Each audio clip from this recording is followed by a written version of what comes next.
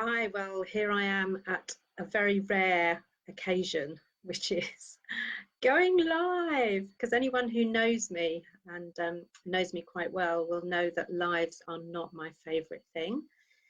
I'll kind of explain a little bit more in a moment because I know there are a couple of people intending to join. So, hi, Carol, lovely to see you here. Thank you for joining. And I know there are a couple of others and some people may watch on catch up, but I thought I would just give you a little bit of an introduction as to why I'm here. It's time for me to show up more, and as an introvert, as a flourishing introvert, I definitely need to do that. And I'm just back from an amazing holiday. It was a kind of trip of a lifetime, Canada, Rocky Mountaineer, Alaskan cruise, and it couldn't have been more perfect. We've been so lucky. And it was as part of that trip that there was a happening that made me really start thinking about taking responsibility. So that's what I wanted to talk a little bit about today, to share with you, I suppose, a little bit about what I feel about taking responsibility as a flourishing introvert. So I don't know how many of you have been to Canada or watched programs about the Rocky Mountaineer on TV, but I have to say it's the most extraordinary experience. It's incredible. And we were at Banff, ready to get on the Rocky Mountaineer the next day. And we went along to the station just to kind of familiarise ourselves with where we needed to be. And we were quite surprised when we got to Banff Station that there wasn't a platform to speak of. You just walked out of the station building onto a regular pavement, and there were the tracks. There was no kind of platform with a drop down onto the tracks. It was all there kind of just as at the same level as we were. Didn't really think anything more of it, except to notice a little sign that said active line. Didn't really think anything more about that either. Anyway, the next morning, bright and early, we showed up at Banff Station waiting for the Rocky Mountaineer. So you walk onto this platform that isn't a platform, that's just a pavement, and stand at the allotted space. So if you've travelled on Eurostar, you'll be familiar with kind of having a station, a point where you need to stand. Same thing applies. And as we stood there waiting, rolling into sight and kind of in touching distance was this huge beast of the Rocky Mountaineer. I mean, it's massive, but of course seems even bigger because we're at the same level as the track. So then there's the wheels and the carriages, and it's just enormous. And it's such an amazing sight. And my breath was literally quite taken away by it. And then it occurred to me what active line means. It means that trains are using this line. And that's when it really occurred to me, and I actually mentioned to Tony, my husband, that Canada, a bit like France, very clearly expects people to take responsibility for their own safety. So there are no high fences. There's no electrocuted kind of wires keeping you out of anything. There are no big warning signs, just this little sign that says active line. And I've always admired that about France. If you see the TGVs kind of, thundering through the countryside, there are no particular protective barriers there. And yet we're here, we seem to have in the UK, I'm talking about, such a nanny state that, oh, it's not your responsibility, it's our responsibility to make sure you're safe, you're protected. So it really got me thinking about taking responsibility as a flourishing introvert. And the reason I say that is that I'm a member of a few introvert groups, and there's a lot of kind of finger pointing in those that goes on at those extroverts, who make our lives hell. So there's almost a bit of a victim mentality. And one of the things that really occurred to me is, as a flourishing introvert, I need to take responsibility for my own actions, my own behavior, and my own way of being. So rather than making others wrong for being the way they are, I need to make the best of who I am as an introvert. So I need to really own my strengths as an introvert. I need to share those strengths because goodness knows organizations need those strengths to come to the fore. We need to bring our quiet power, as Susan Cain talks about, into the fore, into organizations, into family settings, into communities, wherever they need to be. So this started a chain of thought for me in terms of flourishing introverts. And the reason that I don't think we have too much of that finger pointing and blaming in flourishing introverts is just by the very nature of flourishing and what it means. You know, flourishing is something that's talked about in positive psychology, and it's about where people are actively and kind of consciously in pursuit and engagement with a joyful way of life, something that brings them real kind of meaning, place where they can be authentic. So that isn't necessarily hiding and saying, I'm an introvert, therefore I don't do things. But it's about saying, I'm an introvert, therefore I do things this way. So really kind of owning up to it and taking responsibility, I guess.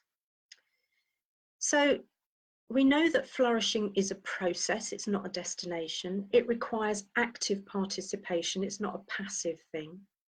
So when it comes to flourishing, for me, there's a process which is about introverts owning, I think firstly accepting that they're an introvert and that there's nothing wrong with them. There's nothing wrong with them being an introvert.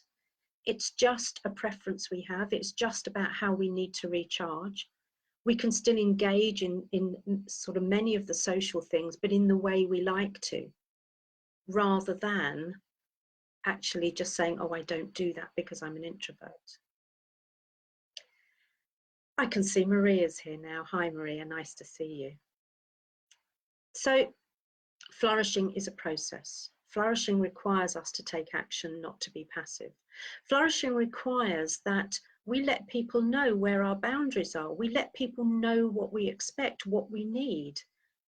People aren't mind readers. And, you know, the finger pointing that goes on about making extroverts wrong, they don't know what we need. They don't necessarily know we're different from them. We have a responsibility to communicate our needs to other people around us, whether they're introverts, extroverts, whatever they are.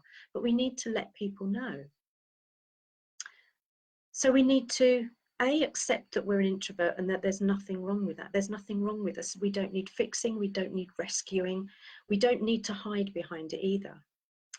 And then what we need to do is that we need to really own that and identify our strengths as an introvert. So I know one of my strengths is as a listener. So I am particularly good at listening. And what often happens is that I can listen to a conversation that's going on, probably don't contribute very much. That's part of my introvert nature. I certainly don't take time, don't use airtime when it's not needed, probably, which is why lives are so difficult for me, by the way. But I don't use airtime where it's not needed or where there's nothing particularly to say.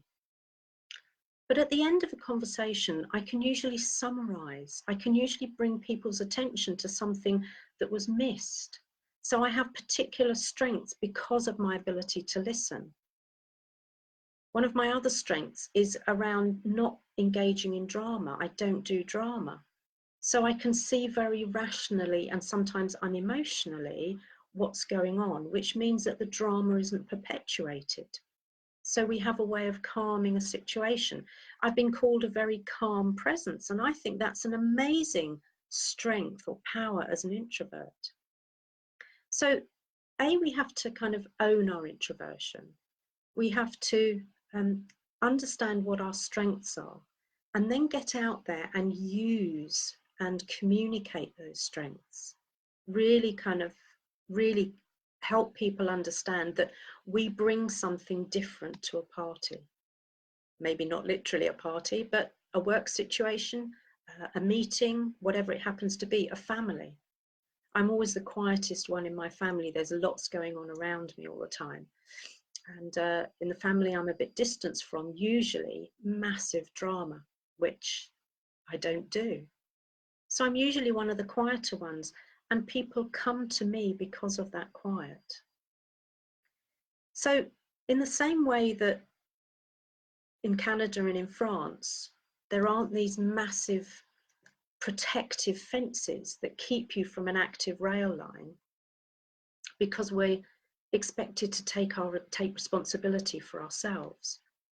I think there's something really important about flourishing introverts taking responsibility for their own behavior, for their own way of being, but more importantly, for communicating the difference that introverts bring, communicating our boundaries, and making sure that there is a wider understanding of this. You know, I'm doing quite a lot of work now with organizations, helping them to create more introvert-friendly workplaces. I'm also being asked to, by teachers, to how to create a more introvert-friendly school classroom. And all of that, I have to say, fills my heart with joy. And there's work that I can do with organizations, of course, but it requires us as introverts to take responsibility ourselves to help people understand, to be part of their education and communication process. We're not victims. We're not at the mercy of other people. We have voices, we can be heard, and we need to use those in the right way. So I really encourage introverts, if they're in that process of flourishing, and it is an ongoing lifelong process, I don't think it's a destination, to always make the choice to communicate, to share what their strengths are, to share their introversion powers, to help people understand. And I think that's a responsibility we all carry. So thank you for being with me for this. My first live for a very long time.